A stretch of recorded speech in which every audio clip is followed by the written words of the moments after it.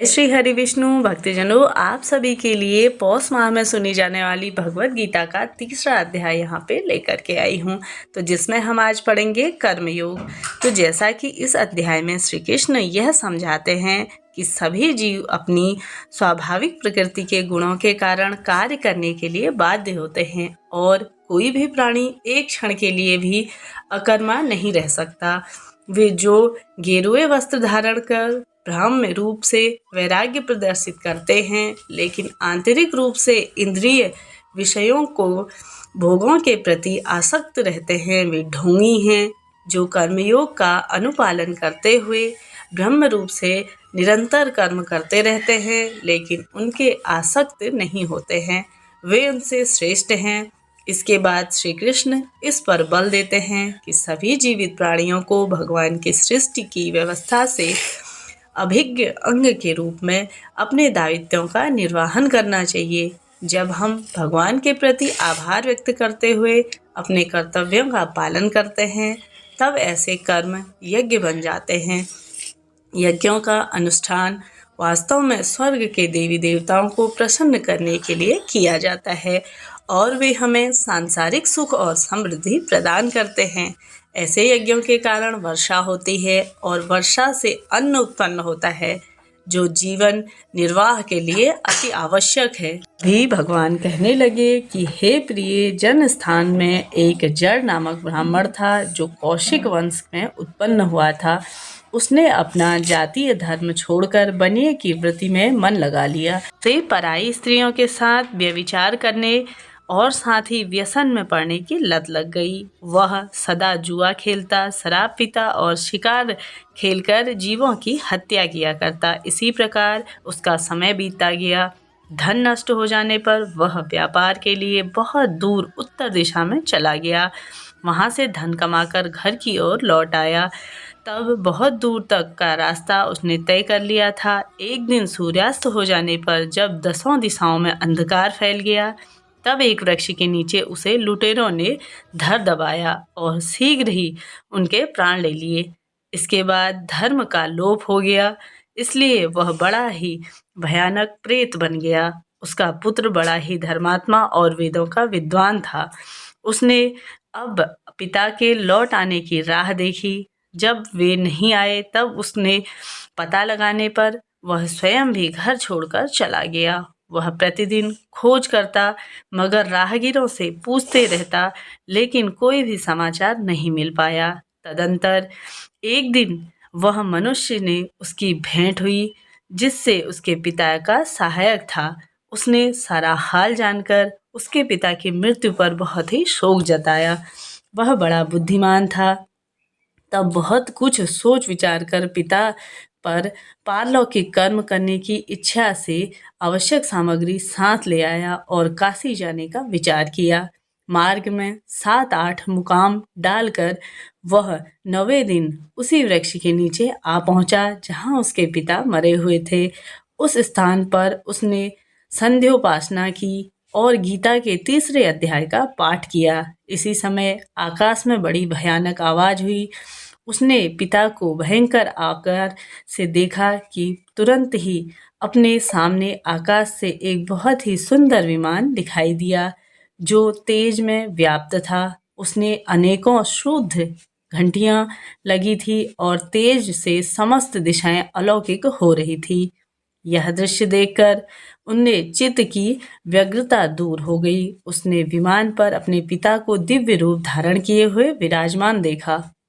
उनके शरीर पर पीताम्बर शोभा पा रहा था और मुनिजन उनकी स्तुति कर रहे थे। उन्हें देखते ही पुत्र ने प्रणाम किया। तब पिता ने भी उसे आशीर्वाद दिया। तत्पश्चात उसके पिता ने से यह सारा वृतांत पूछा। उसने उत्तर में पिता के सब बातों का उत्तर बताया और कहना आरंभ किया कि बेटा, देववंश मेरे निकट गीता के तृतीय अध्याय का पाठ करके तुमने इस शरीर के द्वारा किए गए दुष्कर्म कर्म बंधक से मुझे छुटकारा दे दिया है। अतः अब घर लौट जाओ, क्योंकि जिसके लिए तुम काशी जा रहे थे वह प्रयोजन इस समय तृतीय अध्याय के पाठ से ही सिद्ध हो गया है। पिता के यों कहने पर पुत्र ने पूछा, तात मेरे हित का उपदेश दीजिए तथा और कोई कार्य जो मेरे लिए करने योग्य हो मुझे बतलाइए। तब पिता ने कहा, अनग तुम्हें यही कार्य फिर करना है। मैंने जो कर्म किए हैं वही मेरे भाई ने भी किए हैं। इससे वे घोर नरक में पड़े हैं, उनका भी तुम्हें उद्धार करना है तथा मेरे कुल के और भी जितने लोग हैं वह सब नरक में पड़े हुए हैं, उन सब का भी तुमने उद्धार करना है। यही मेरी मनोरथ है। बेटा, जिस साधक ने के द्वारा तुमने मुझे संकट से छुड़ाया है उसी का अनुष्ठान औरों के लिए भी करना उचित रहेगा। उनका अनुष्ठान करके उससे होने वाला पुण्य उन नारकी जीवों के संकल्प करा दे, जिससे वे समस्त पूर्वज मेरी तरह ही यातना से मुक्त हो जाएं और साथ ही स्वलग्न काल में भी श्री विष्णु पद के पद को वह प्राप्त कर ले। पिता का यह संदेश सुनकर पुत्र ने कहा, तात, यदि ऐसी बात है और आपकी ऐसी ही रुचि है तो मैं समस्त नारकी जीवों का नरक से उद्धार कर दूंगा। यह सुनकर उनके पिता बोले, बेटा, तथास्तु, तुम्हारा कल्याण हो। मेरा अत्यंत ही प्रिय कार्य संपन्न हो गया है। इस प्रकार पुत्र को आश्वासन देकर उसके पिता भगवान विष्णु के परम धाम को चले गए। तत्पश्चात वह भी लौटकर जन स्थान में आया और परम सुंदर भगवान श्री कृष्ण के मंदिर के समक्ष बैठकर पिता की आज्ञा अनुसार गीता के 3रे अध्याय का पाठ करने लगा। उसके नारकी जीवनों का उद्धार करने की इच्छा से ही गीता का पाठ सारा पूर्ण संकल्प करके दे दिया। इसी बीच में भगवान विष्णु के यूत यातना भोगने वाले नरक के जीवों से छुटकारा के लिए यमराज के पास गए। यमराज ने नाना प्रकार के सत्कारों से उनका पूजन किया और कुशलता पूछी। वे बोले, धर्मराज, हम लोग के लिए सब और आनंद ही आनंद है। इस प्रकार सत्कार करके पितृलोक के सम्राट परम बुद्धिमान यम ने विष्णु दूतों से यमलोक में आने का कारण पूछा। तब विष्णुओं ने कहा, यमराज, शेषशैया पर शयन करने वाले भगवान विष्णु ने हम लोगों को आपके पास संदेश देने के लिए भेजा है। भगवान हम लोगों के मुख से आपकी कुशलता पूछने और यह आज्ञा देने की आप नरक में पड़े हुए समस्त प्राणियों को छोड़ दें। अमित तेजस्वी भगवान विष्णु का यह आदेश सुनकर यम ने मस्तक झुकाकर उन्हें स्वीकार किया और मन ही मन सोचा। तत्पश्चात मनोमंत नारकी जीवों को नरक से मुक्त देखकर उनके साथ ही वे भगवान श्री हरि विष्णु के वास स्थान को चले गए। यमराज श्रेष्ठ विमान के द्वारा जहाँ क्षीर सागर है वहाँ जा रहे हैं, परंतु उनके भीतर कोटि कोटि सूर्यों के समान कांतिमान, नील कमल दल के समान श्याम सुंदर लोकनाथ जगत गुरु श्री हरि का उन्होंने दर्शन किया। भगवान का तेज उनकी सैया बने हुए शेषनाग के फनों की मणियों के प्रकाश से दुगना हो रहा था। वे आनंद युक्त दिखाई दे रहे थे। उनका हृदय प्रसन्न, पूर्ण और परिपूर्ण था। तभी भगवान लक्ष्मी अपनी सरल चितवन से प्रेम पूर्वक उन्हें बार बार निहार रहे थे। चारों ओर योगी जन भगवान की सेवा में खड़े थे। ध्यान स्थन होने के कारण उन योगियों की आंखों से तारे निश्चल प्रतीक हो रहे थे। देवराज इंद्र और विरोधियों को परास्त करने के उद्देश्य से भगवान की स्तुति कर रहे थे। तभी ब्रह्मा जी के मुख से निकले हुए वेदांत वाक्य मूर्ति होकर भगवान के गुणों का गान कर रहे थे। तब भगवान पूर्णतः संतुष्ट होने के कारण ही समस्त योनियों की ओर उदासीन प्रतीत हो रहे थे। जीवों में से जिन्होंने योग साधना के द्वारा अधिक पूर्ण संचय किया था, उन सबको एक ही साथ वे कृपादृष्टि से निहार रहे थे। भगवान अपने स्वरूप, भूत, अखिल चराचर जगत और आनंदपूर्ण दृष्टि से आमामोदित कर रहे थे।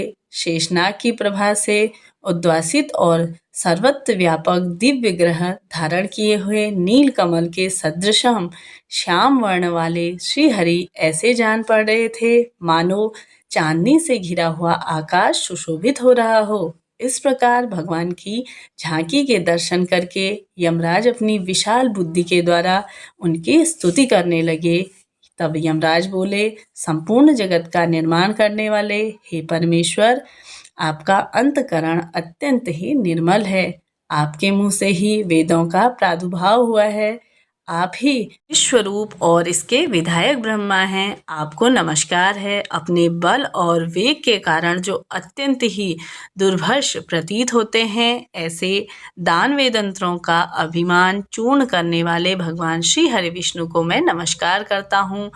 पालन के समय सत्वमय शरीर धारण करने वाले विश्व के आधारभूत सर्वव्यापी श्री हरि विष्णु जी को मैं नमस्कार करता हूँ। समस्त देहवासियों की पातक राशि को दूर करने वाले परमात्मा को मैं प्रणाम करता हूँ। जिनके ललाटवर्ती नेत्र के तनिक सा खुलने पर ही आग की लपटें निकलने लगती हैं, उन रुद्र रूप धारणी आप परमेश्वर को मैं नमस्कार करता हूँ। आप संपूर्ण विश्व के गुरु, आत्मा और महेश्वर हैं। अतः समस्त वैष्णवजनों को संकट से मुक्त करने वाले, उन पर अनुग्रह करते हैं। आप माया के विस्तार हो और साथ ही अखिल विश्व के व्याप्त होकर भी कभी माया अथवा उससे उत्पन्न होने वाले गुणों से मोहित नहीं होते।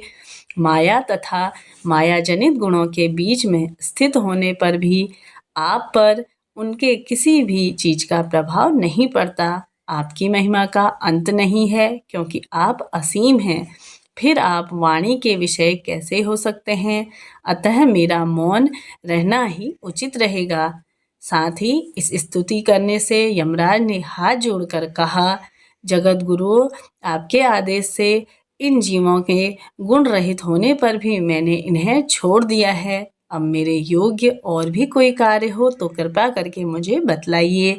उनके यों कहने पर भगवान मधुसूदन मेघ के समान गंभीर वाणी द्वारा मानो अमृतर से सींचते हुए बोले, धर्मराज, तुम सबके प्रति समान भाव रखने हुए लोगों का पाप से उद्धार कर रहे हो। तुम पर देहधारियों का भार रखकर मैंने निश्चय ही मैं संतुष्ट हूँ। अतः तुम अपना काम करो और अपने लोक को लौट जाओ। यों कहकर भगवान अंतर्ध्यान हो गए। यमराज भी अपनी पुरी को लौट गया। तब वह ब्राह्मण अपनी जाति के और समस्त नारकी जीवों का नरक से उद्धार करके स्वयं भी श्रेष्ठ विमान द्वारा श्री हरि विष्णु जी के धाम को चले गया। कथा यहाँ पर पूर्ण होती है। बोलिए जय श्री हरि विष्णु। राधे राधे। मिलते हैं अगली वीडियो में। तब तक के लिए जय माता रानी। हर हर महादेव।